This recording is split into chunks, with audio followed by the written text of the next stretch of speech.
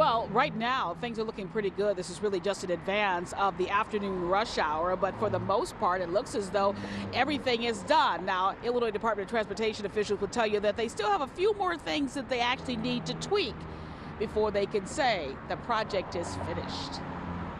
It's an early holiday gift for Kennedy Expressway drivers as the first phase of the massive multi-year construction project hits the brakes and could be finished up in a few days. Oh, I'll be happy.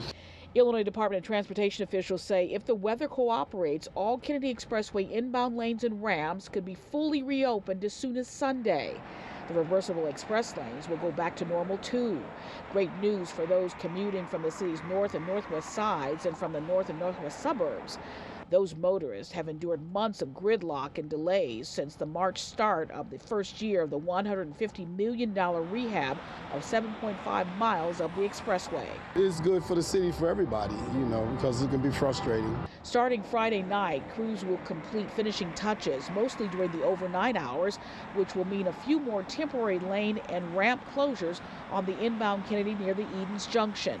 I hear stories about people coming from another neighborhood and taking 45 minutes, so it's been pretty bad. And anytime I have to get on, I'm not too happy about it. The project spruced up the expressway's main line and ramps between the Edens Junction and Ohio Street. The construction also included restoration of dozens of overpasses and upgrading to LED overhead signage.